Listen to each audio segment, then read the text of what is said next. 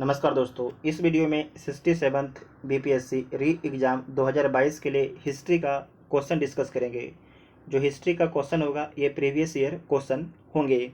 ये आपके video number 3 है। इसका पहले वीडियो 1 और 2 आपके अपलोड हो चुका है। जो उसे नहीं देखे जाके देख लीजिएगा, प्लेलिस्ट में वीडियो आपको मिल जाएगा।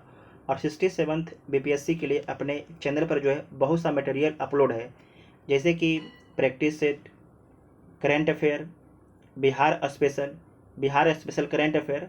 तो जो आप इन सभी वीडियो को देखना चाहते हैं तो आप सभी लोग प्लेलिस्ट को चेक कर सकते हैं। और जो अभी तक टेलीग्राम ग्रुप ज्वाइन है कि टेलीग्राम ग्रुप ज्वाइन कर सकते हैं, जिसका लिंक आपको डिस्क्रिप्शन में दिया गया है। तो आइए देखते हैं पहला क्वेश्चन। अपने शिलालेखों में जो है अशोक समानता किस नाम से जाने जाते हैं? चक्रवर्ती के नाम से, प्रियदर्शी के नाम से, धर्मदेव के नाम से, धर्मकीर्ति के नाम से। तो अपने शिलालेख में जो है अशोक समानता किस नाम से जाने जाते हैं? प्रियदर्शी के नाम से जाने जाते हैं। प्रियदर्शी का अर्थ क्या होता है? तो देवा नाम प्रिय, प्रियदर्शी का अर्थ होता है देवों का प्यारा। क्या होता है? देवों का प्यारा होता है। साथ ही आपको ध्यान रखना है कि केवल जो लघु शिलालेख है उसमें जो है अशोक नाम का प्रयोग किया गया है। केवल जो है लघु शिलालेख में जो है अशोक नाम प्रयोग किया गया है। इनमें से कौन जो है गुप्त काल में औषधि के क्षेत्र में अपने कार्य के लिए जाने जाते हैं? यहाँ पर काल आपके लिए इम्पोर्टेंट है, गुप्त काल। इनमें से जो है कौन जो है गुप्त काल में औषधि के क्षेत्र में कार्य करने के लिए जाने जाते हैं? तो कौन जाने जाते हैं? तो जो ऑप्शन दिया गया है इसमें से तो कोई नहीं है, लेकिन गुप्त काल में जो है औषधि के क्षेत्र में काम करने के लिए कौन जाने जाते हैं? तो धनवंतरी जाने जाते हैं। नोट कीजिएगा, इम्पोर्टेंट है, धनवंतरी जाने जाते हैं। तो इनमें से कोई नहीं हो जाएगा, इनमें से कोई नहीं हो जाएगा। कुछ लोग सोच रहे होंगे कि सुश्रुत हो सकते हैं, कुछ लोग सोच रहे होंगे कि सुश्रुत हो सकते हैं, क्योंकि सुश्रुत जो है आयुर्वेदाचार्य थे, मतलब कि आयुर्वेद के डॉक्टर थे। और साथ ही आपको सुश्रुत के बारे में ध्यान रखना है कि ये आपके शैल चिकित्सा का जनक माने जाते हैं। जो सुश्रुत है, शैल चिकित्सा या सर्जरी का जनक या पिता किसे बोला जाता है? तो सुश्रुत को बोला जाता है। लेकिन आपको ध्यान रखना है कि इनका जो संबंध है 600 बीसी से है, इनका संबंध, ना कि इनका संबंध गुप्त काल से। फिर से बोलते हैं, जो सुश्रुत हैं इनका संबंध 600 बीसी से है, ना कि गुप्त काल से इनका संबंध है। गुप्त काल से किसका संबंध है? तो धनवंतरी का गुप्त काल से संबंध है। और जो सुश्रुत हैं इन्हें सर्जरी का पिता बोला जाता है, शैल चिकित्सा या सर्जरी का पिता बोला जाता है। निम्नलिखित में से प्राचीन भारत की कौन सी लिपि जो है दाहिने से बाईं ओर लिखी जाती है? जैसे कि ये पेज हो गया, तो ये आपके बाईं हो गया, ये आपके दाहिने हो गया। तो इसमें से कौन सी जो लिपि है दाहिने से बाईं की ओर लिखी जाती है? तो इसमें आपको ध्यान रखना है कि जो खरोष्टी लिपि है, जो खरोष्टी लिपि है ये दाहिने से बाईं की ओर लिखी जाती है। खरोष्टी लिपि जो है दाहिने से बाईं की ओर लिखी जाती है। इसे नोट कीजिएगा, इम्पोर्टेंट है। साथ ही आपको ध्यान रखना है कि जो आपके पश्चिमोत्तर जो गांधार क्षेत्र है वहाँ पर भी आपके जो अशोक के कुछ लेख मिलता है, शिलालेख मिलता है, वो आपके खरोष्टी लिपि में लिखा मिलता है। फिर से बोलते हैं कि जो गांधार क्षेत्र में कुछ शिलालेख मिलता है अशोक का, उस पर कौन सी लिपि लिखा हुआ मिलता है? तो उस पर भी जो है खरोष्टी लिपि का प्रयोग हुआ मिलता है। निम्नलिखित में से कौन सा बंदरगाह जो है गुप्त काल में उत्तर भारतीय व्यापार के लिए उपयोग में किया जाता था? इम्पोर्टेंट प्रश्न है। निम्नलिखित में से कौन सा जो बंदरगाह है गुप्त काल में जो है उत्तर भारतीय व्यापार के लिए उपयोग में किया जाता था? तो ताम्रलिप्ति जो बंदरगाह है इसका उपयोग में लाया जाता था। जो ताम्रलिप्ति बंदरगाह है इससे साउथ एशिया और साउथ ईस्ट एशिया से व्यापार होता था, ताम्रलिप्ति बंदरगाह से। साथ ही आपको ध्यान रखना है कि पश्चिम एशिया से व्यापार जो है भड़ौच बंदरगाह से होता था। भड़ौच बंदरगाह वर्तमान में गुजरात राज्य में स्थित है। मुगल चित्रकला किसके नेतृत्व में जो है अपने शीर्ष बिंदु पर थी? तो जहांगीर के नेतृत्व में जो है अपने शीर्ष बिंदु पर थी। चित्रकला का स्वर्ण युग जहांगीर के शासनकाल को बोला जाता है। साथ ही आपको ये भी याद रखना है कि जहांगीर ने जो है आगरा में एक चित्रशाला की स्थापना की थी। आपसे पूछा जाएगा कि आगरा में एक चित्रशाला की स्थापना किसके द्वारा किया गया था, तो जहांगीर के द्वारा किया गया था।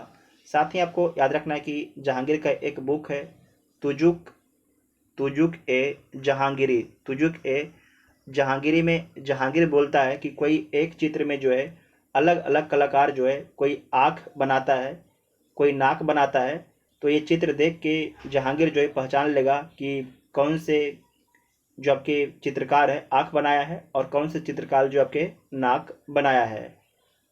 उसके बाद आपको याद रखना है कि जो जहांगीर है, जहांगीर के शासनकाल में कुछ इम्पोर्टेंट चित्रकार हैं, उसका नाम नोट कीजिएगा। उस्ताद मंसूर, उस्ताद मंसूर, मुराद मुराद, अबुल हसन, अबुल हसन, बिशन दास, नोट कीजिएगा बिशन दास। ये आपके इम्पोर्टेंट चित्रकार थे, ठीक है, इम्पोर्टेंट चित्रकार थे। साथ ही आपको ये भी याद रखना है कि स्थापत्य कला का स्वर्ण युग किस मुगल शासक के काल को बोला जाता है, तो जहांगीर के शासनकाल को जो है स्थापत्य कला का स्वर्ण युग बोला जाता है। जैसे कि लाल किला, जामा मस्जिद किसके शासनकाल में बनाया गया, तो शाहजहां के शासनकाल में बनाया गया था। साथ ही आपको याद रखना है ताजमहल भी, ठीक है।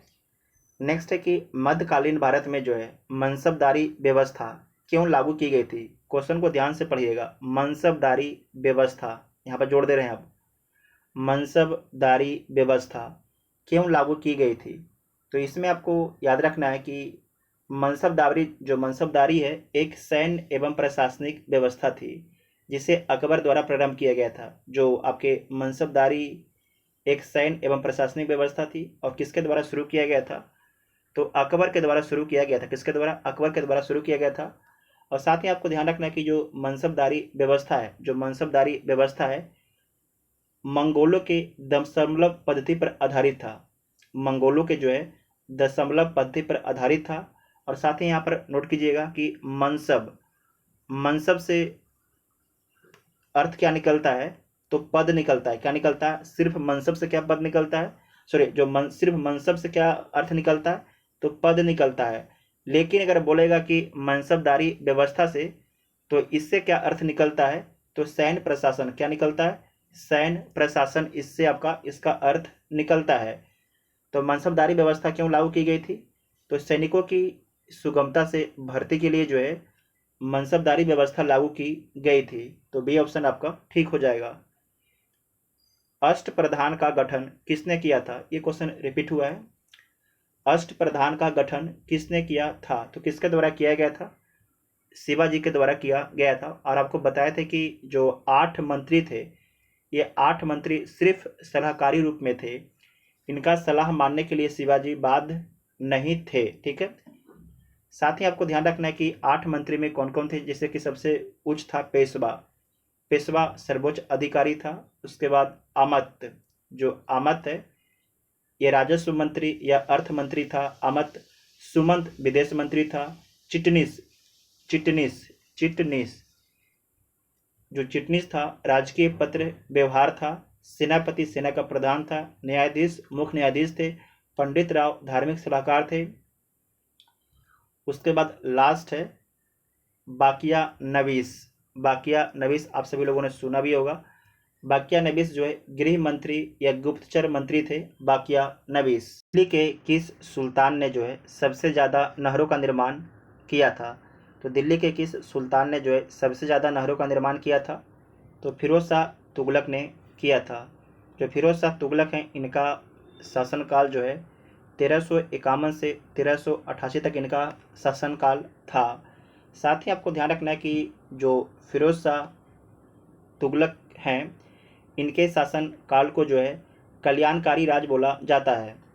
अगर आपसे पूछ देगा कि कल्याणकारी शासक कौन है, तो फिरोज शाह तुगलक है। कल्याणकारी शासक कौन है, तो फिरोज शाह तुगलक कल्याणकारी शासक हैं। इल्तुतमिश गुलाम वंश का वास्तविक संस्थापक आपके इल्तुतमिश हैं, ठीक है। बंगाल की खाड़ी में जो है समुद्री डकैती हेतु हुगली का उपयोग कौन करता था? इम्पोर्टेंट है। बंगाल की खाड़ी में जो है समुद्री डकैती हेतु हुगली का उपयोग जो है, जो हुगली बंदरगाह था उसका उपयोग कौन करता था? तो पुर्तगाली उसका उपयोग करते थे। पुर्तगाली इसका उपयोग करते थे और लूटपाट के कारण ही एक तरीके से जो पुर्तगाली है उनका कोई समर्थन भारत में नहीं किया था और इन्हें भारत में हारना पड़ा था और भारत से बाहर जाना भी पड़ा था। व्यक्तिगत सत्याग्रह आंदोलन की या के प्रथम सत्याग्रही कौन थे? तो जो व्यक्तिगत सत्याग्रह होता है इसके जो प्रथम सत्याग्रही विनोबा भावे थे। कौन थे? विनोबा भावे। सेकेंड कौन थे? तो सेकेंड आपके जवाहरलाल नेहरू थे। और तीसरे कौन थे? ये नोट कीजिएगा, बहुत कम लोग जानते होंगे। तीसरा कौन थे? तीसरा आपके थे ब्रह्मा दत्त। कौन थे? तीसरा आपके थे ब्रह्मा दत्त। नोट कीजिएगा, पहला विनोबा भावे, दूसरा जवाहरलाल नेहरू, तीसरा ब्रह्मा दत्त थे। साथ ही आपको ध्यान रखना है कि जो व्यक्तिगत सत्याग्रह है ये कब प्रारंभ हुआ था? तो 1940 में प्रारंभ हुआ था। और किस लिए प्रारंभ हुआ था? तो द्वितीय विश्व युद्ध में भाग लेने की, भारत को जो है द्वितीय विश्व युद्ध में शामिल कर लिया था, तो उसी के विरोध में जो है महात्मा गांधी जी के द्वारा जो है व्यक्तिगत सत्याग्रह चलाया गया था, जिसके प्रथम सत्याग्रही विनोबा भावे, सेकेंड जवाहरलाल नेहरू, तीसरा ब्रह्मा दत्त थे। और साथ ही आपको ध्यान रखना है कि जो व्यक्तिगत सत्याग्रह था ये संडे के दिन, रविवार को बंद रहता था। लंदन में जो है इंडिया हाउस के संस्थापक कौन थे? लंदन में इंडिया हाउस के संस्थापक कौन थे? तो श्याम जी कृष्ण वर्मा थे। श्याम जी कृष्ण वर्मा थे। लंदन में इंडिया हाउस की स्थापना कब किया गया था? तो 1905 में किया गया था। 1905 में किया गया था। देशेर कथा पुस्तक, देशेर कथा पुस्तक किसने लिखी थी? तो जो आपके देशेर कथा पुस्तक है ये सखाराम गणेश देवेस्कर के द्वारा लिखा गया था। और साथ ही आपको ध्यान रखना है कि जो देशेर कथा है पुस्तक है ये किस भाषा में लिखा गया था? तो बांग्ला भाषा में लिखा गया था। किस भाषा में लिखा गया था? बांग्ला भाषा में जो है देशेर कथा पुस्तक को लिखा गया था। साथ ही आपको ध्यान रखना है कि जो देशेर कथा पुस्तक है इसका प्रकाशन कब हुआ था? तो इसका प्रकाशन 1904 में हुआ था। इसका प्रकाशन 1904 में हुआ था। और इस पुस्तक में जो है गुलामी एवं यातना को चित्रित किया गया था सखाराम गणेश देवेस्कर के द्वारा। भारतीय राष्ट्रीय कांग्रेस के संस्थापक कौन थे? तो भारतीय राष्ट्रीय कांग्रेस के संस्थापक जो हैं A.O. ह्यूम थे। A.O. ह्यूम थे। साथ ही आपको ध्यान रखना है कि जो भारतीय राष्ट्रीय कांग्रेस है इसकी स्थापना कब किया गया था? तो 28 दिसंबर 1885 को जो है कांग्रेस की स्थापना किया गया था। कांग्रेस की स्थापना कहाँ पर होता है? तो बम्बई में होता है। कहाँ पर होता है? बम्बई में होता है, गोकुलदास तेजपाल संस्कृत कॉलेज में। ठीक है, गोकुलदास तेजपाल संस्कृत कॉलेज में। साथ ही आपको ध्यान रखना है कि कांग्रेस के प्रथम अध्यक्ष कौन थे? तो बेमेश चंद्र बनर्जी थे। बेमेश चंद्र बनर्जी थे प्रथम अध्यक्ष। अगर बोलेगा कि कांग्रेस के प्रथम महासचिव कौन थे, महासचिव कौन थे? तो A.O. ह्यूम थे। A.O. ह्यूम थे। इसे नोट कीजिएगा, इंपॉर्टेंट है। स्वराज मेरा जन्मसिद्ध अधिकार है और मैं इसे लेकर ही रहूंगा। किसने कहा? स्वराज मेरा जन्मसिद्ध अधिकार है और मैं इसे लेकर ही रहूंगा। ये किसका कथन है? तो बाल गंगाधर तिलक, बाल गंगाधर तिलक का ये कथन है। तो सी ऑप्शन ठीक हो जाएगा। साथ ही आपको ध्यान रखना है कि मराठी भाषा में जो है बाल गंगाधर तिलक के द्वारा जो है, नोट कीजिएगा, केसरी समाचार पत्र निकाला गया था। मराठी भाषा में जो है केसरी समाचार पत्र निकाला गया था। और अंग्रेजी भाषा में जो है द मराठा समाचार पत्र निकाला गया था। किसके द्वारा? तो बाल गंगाधर तिलक के द्वारा। गणेश उत्सव की शुरुआत बाल गंगाधर तिलक के द्वारा कब किया गया था? 1893 में किया गया था। और शिवाजी उत्सव कब शुरू किया गया था? 1895 में शुरू किया गया था। साथ ही इंडियन होम रूल लीग की शुरुआत कब की गई थी? बाल गंगाधर तिलक के द्वारा। तो 1916 में किया गया था। जो होम रूल लीग है इसकी शुरुआत शिवाजी बोल रहे, बाल गंगाधर तिलक कब करते हैं? तो 1916 में करते हैं। इतना आपको ध्यान में रखना है। रविंद्रनाथ टैगोर ने अपनी नाइटहुड उपाधि किस कारण त्याग दी? इम्पोर्टेंट है। रविन्द्रनाथ टैगोर ने जो है अपनी नाइटहुड की उपाधि जो है किस कारण त्याग दी? तो जलियांवाला बाग हत्याकांड के बाद त्याग दिया। जलियांवाला बाग हत्याकांड कब हुआ था? 13 अप्रैल 1919 को हुआ था। आप सभी को कमेंट करके बताना है कि महात्मा गांधी जो है जलियांवाला बाग हत्याकांड के विरोध में जो है कौन सी उपाधि वापस कर दिए थे। आप सभी लोग कमेंट करके बताइएगा, ठीक है। भारत सेवक समाज की स्थापना किसने की थी? ये क्वेश्चन जो है इस बार जो 67वीं बीपीएससी हुआ था जो कैंसिल हो गया उसमें शायद पूछा गया था कि भारत सेवक समाज की स्थापना किसने की? सर्वेंट ऑफ इंडिया सोसाइटी की स्थापना किसके द्वारा किया गया था? तो गोपाल कृष्ण गोखले के द्वारा किया गया था। किसके द्वारा? गोपाल कृष्ण गोखले के द्वारा किया गया था। और कब किया गया था? 1905 में किया गया था। 1905 में किया गया था। साथ ही आपको ध्यान रखना है कि जो गोपाल कृष्ण गोखले हैं ये महात्मा गांधी का राजनीतिक गुरु हैं। महात्मा गांधी का राजनीतिक गुरु हैं। काकोरी ट्रेन डकैती कांड, इसे अब क्या कर दिया गया है? काकोरी ट्रेन डकैती एक्शन कर दिया गया है। काकोरी ट्रेन डकैती कांड में जो है किन क्रांतिकारियों को फांसी की सज़ा दी गई थी? तो राम प्रसाद बिस्मिल और अशफाक उल्ला खां को फांसी की सज़ा दी गई थी। राम प्रसाद बिस्मिल और अशफाक उल्ला खां को जो है फांसी की सज़ा दिया गया था। और साथ ही आपको ध्यान रखना है कि ये जो घटना घटा कब था?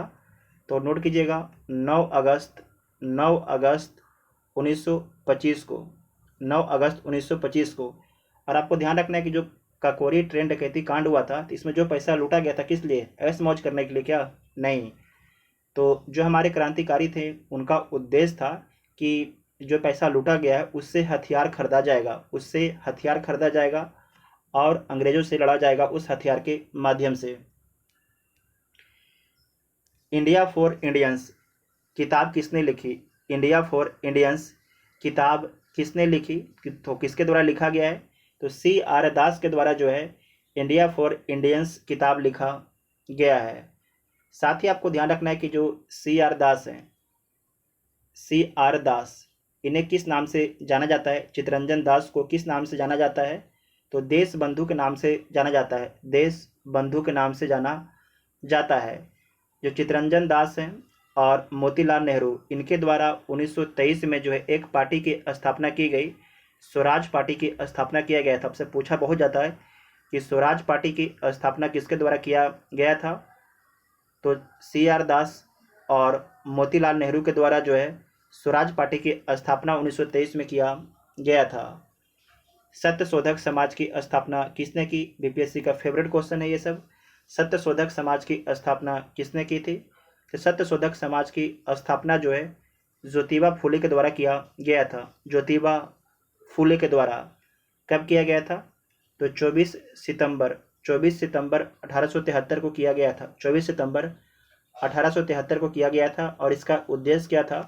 तो इसका उद्देश्य था शूद्र एवं अस्पृश्य जाति के लोगों को जो है सामाजिक न्याय दिलाना, इसका उद्देश्य था। अस्पृश्यता का अंत किस अनुच्छेद में है? तो अनुच्छेद 17 में जो है छुआछूत को समाप्त करने की बात की गई है। साथ ही आपको ध्यान रखना है कि एक पुस्तक है ज्योतिबा फुले के द्वारा लिखा गया, गुलामगिरी। गुलामगिरी जो पुस्तक है किसके द्वारा लिखा गया है? तो जो गुलामगिरी पुस्तक है ये ज्योतिबा फुले के द्वारा लिखा गया है। भारतीय राष्ट्रीय कांग्रेस की प्रथम महिला अध्यक्ष कौन थी? इम्पोर्टेंट है। भारतीय राष्ट्रीय कांग्रेस की प्रथम महिला अध्यक्ष कौन थी? तो भारतीय राष्ट्रीय कांग्रेस की प्रथम महिला अध्यक्ष हो जाएंगी श्रीमती एनी बेसेंट। कौन हो जाएंगी? Shrimati Annie Besant. कब बनी थी? तो 1917 में बनी थी। और किस अधिवेशन में बनी थी? तो कोलकाता के अधिवेशन में बनी थी। उसके बाद आपको ध्यान रखना है कि भारतीय राष्ट्रीय कांग्रेस की जो है प्रथम भारतीय महिला अध्यक्ष कौन बनी थी? तो सरोजिनी नायडू बनी थी। कौन बनी थी? सरोजिनी नायडू जो है प्रथम भारतीय महिला जो कांग्रेस की अध्यक्ष बनती हैं। और कब बनती हैं? 1925 में बनती हैं। और किस अधिवेशन में बनती हैं? तो कानपुर के अधिवेशन में बनती हैं। उसके बाद आपको ध्यान रखना है, तो दूसरी महिला हो गई। और तीसरी महिला ये आपके भारतीय हो गई थी, ठीक है। प्रथम में भारतीय, यहाँ से आप ध्यान से सुनिएगा, फिर से बोलते हैं। महिला में सरोजिनी नायडू आपके दूसरा हो जाएंगी और भारतीय में पहला हो जाएंगी। अगर सिर्फ बोलेगा कि भारतीय राष्ट्रीय कांग्रेस की प्रथम महिला में श्रीमती एनी बेसेंट हो जाएंगी।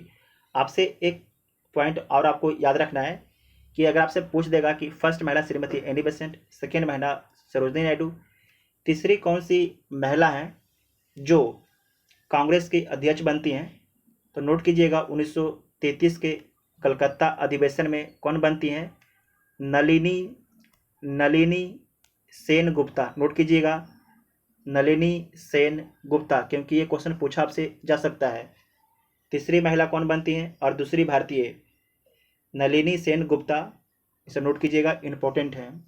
ठगों का उन्मूलन किसके नेतृत्व में हुआ था? तो ठगों का उन्मूलन जो है कैप्टन सिलीमैन के नेतृत्व में हुआ था। किसके शासनकाल में हुआ था? तो विलियम बेंटिंक के शासनकाल में हुआ था। विलियम बेंटिंक के शासनकाल में हुआ था।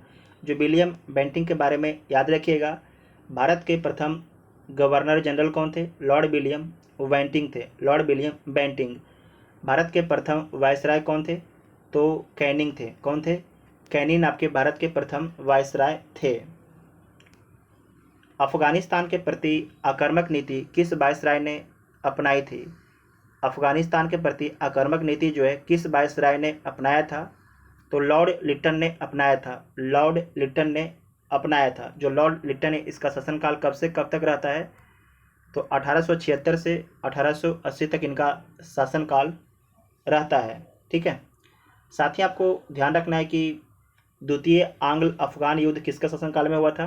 तो लॉर्ड लिटन के शासनकाल में हुआ था। लॉर्ड लिटन के शासनकाल में हुआ था। 1930 में महात्मा गांधी ने सविनय अवज्ञा आंदोलन कहाँ से प्रारंभ किया था? इंपॉर्टेंट है।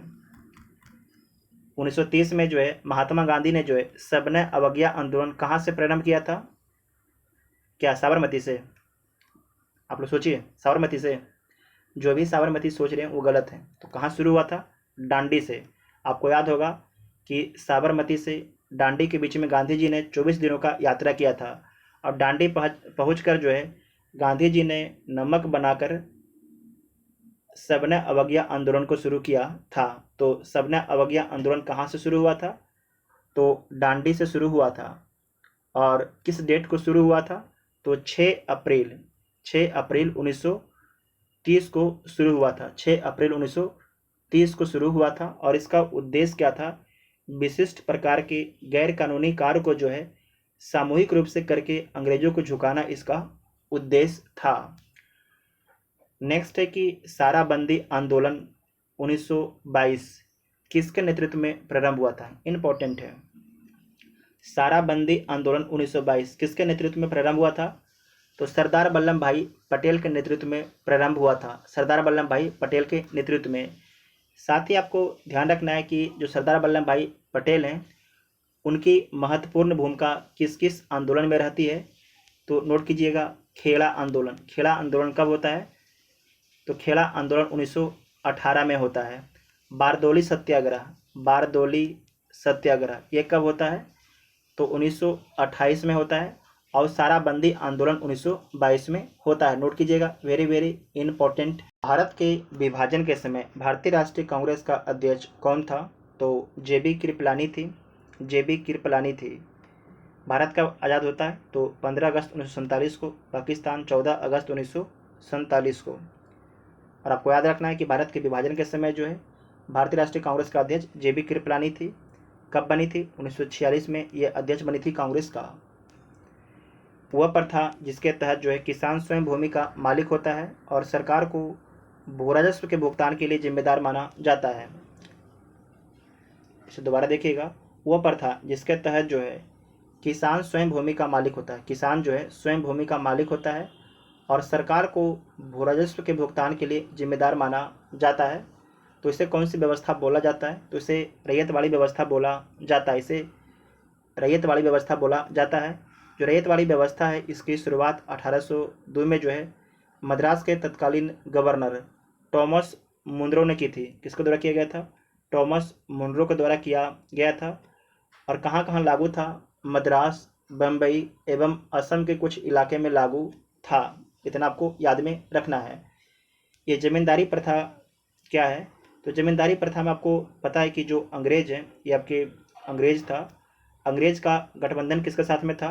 जमींदार के साथ में। मतलब जमींदार जो है लगान किसको देता था? अंग्रेज को। और जमींदार किससे वसूलता था? तो किसान से। किससे? किसान से वसूलता था। जबकि जो महालवाड़ी व्यवस्था में क्या था? तो आपके ये अंग्रेज है और एक महाल है, एक गांव का पूरा महाल बना दिया, पूरे एक गांव के मुखिया को जिम्मेदारी दे दी कि गांव के जितने भी लोग हैं आप उन सभी से जो भी आपका खाद्यान्न है उसे वसूलिए और अपने पास रखिए और हमें पहुंचा दीजिए। रैयतवाड़ी में क्या था कि ये आपके अंग्रेज थे, ये अंग्रेज था, ये आपके किसान था, ये अंग्रेज था, ये किसान था। तो इसमें क्या था कि सीधे जो अंग्रेज है किसान से ही लगान वसूलते थे। तो इन सभी व्यवस्था में जो है किसानों का बहुत ज़्यादा शोषण होता था। तो जितना भी आपके इम्पोर्टेंट हिस्ट्री का क्वेश्चन था उसे डिस्कस कर लिया गया है। आपको वीडियो कैसा लगा आप सभी लोग कमेंट करके ज़रूर बताइएगा। अगर वीडियो हेल्पफुल लगता है तो वीडियो अपने दोस्तों में शेयर कीजिएगा और चैनल को सब्सक्राइब कर सकते हैं। Thank you.